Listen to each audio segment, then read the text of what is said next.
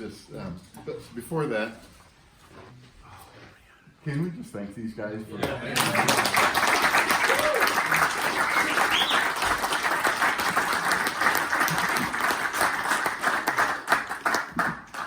I don't know what your takeaways are going to be from this weekend, but one of them I was just thinking yesterday, I haven't sung like this in a long time. And I was thinking like Men's Chapel and Multnomah. And I feel like I'm going away with a voice again. So I don't know what you're going to take away. It's going to be. Let's keep it up then. Yeah. Amen. Go back to church and kill your. Yeah. So I feel that in the spirit. If there's any brothers that want to join me, Oh no. I'm going to lead us. I'm going to sing what may be a solo. I don't know. If you guys can remember and join me, but are you ready for this? Oh no. Ready? We are the men of Multnomah. We are the army of God. Fitted with armor, girded with truth, ready for the fight. We will bring down principalities, powers, and all authorities, and even the gates of hell will not prevail when we take our stand. Oh, we are the men of Multnomah. We are the army of God, fitted with armor, girded with truth, ready for the fight. One more time. Ready for the fight. Give Duncan a round. So, Michael wrote a few songs, and Duncan wrote a few songs. Yeah, but I could never tell if you liked the song because you mocked it all the time. We can't either. Oh, I really was thinking, we're making it through without that song being okay.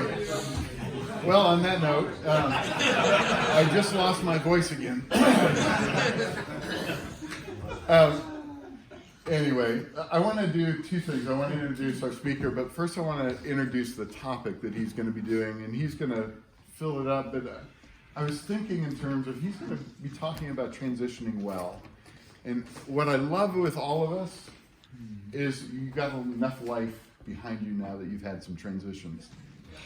And I was thinking about Isaiah 40, where it says, "And young men's strength will fail them." Most of us knew each other as young men. And now we look and we see some failed strength. But those who wait upon the Lord, they will renew their strength. They'll mount up on wings like eagles. Now, for about 6 years, I was a pastor of Philip Yancey. And Philip, I remember preaching one time, and I ended the message, and I go, do you want to rise up on wings like eagles? Wait on the Lord. Do you want to soar like an eagle? Wait on the Lord. Don't do I know. I'll stop. No, because you get the cameras out and then I'll live with it. It's too late. Yeah. Too late. Please record.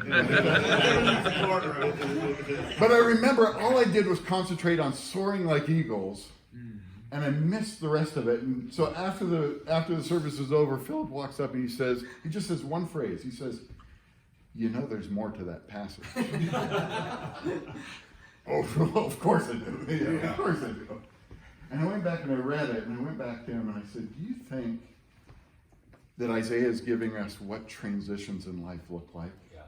You'll mount up on wings like eagles, like the idealistic youth that lost their strength. And then something happens. Your wings get clipped and you crash. And now you have strength to run and not grow weary. And someday, we're getting to that stage where we'll be grateful for the strength to walk and not pass out."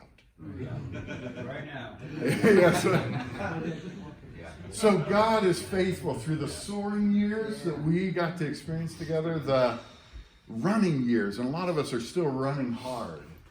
But we're in the middle of the trees, and it's different than when you have the bird's eye view of idealism of youth.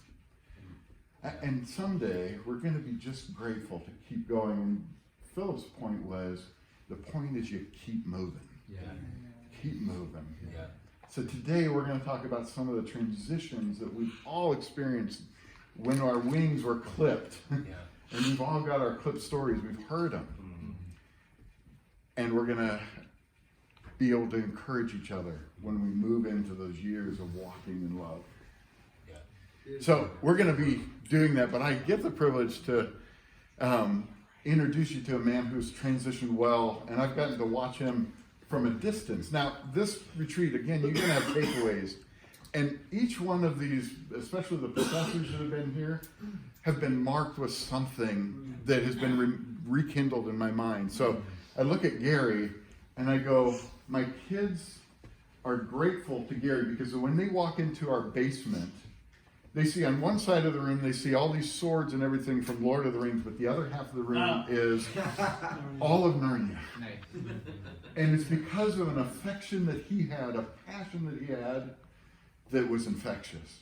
I grew up with a literature professor as a father, and he introduced me to a literature professor who loved Jesus. And so I'm grateful. I don't remember all the classes, but I remember that infectious passion. When I was, last night, Dean Bob said he was going to be going, and so I told him, I said, what I learned from you with Greg was a love of team. We got thrown into our position, and I walk away with a love of doing ministry together because we were thrown in the middle of, Dan Jarrell had hired Greg and I and then left. And Bob Bailey came in, and we're all figuring out our positions brand new together.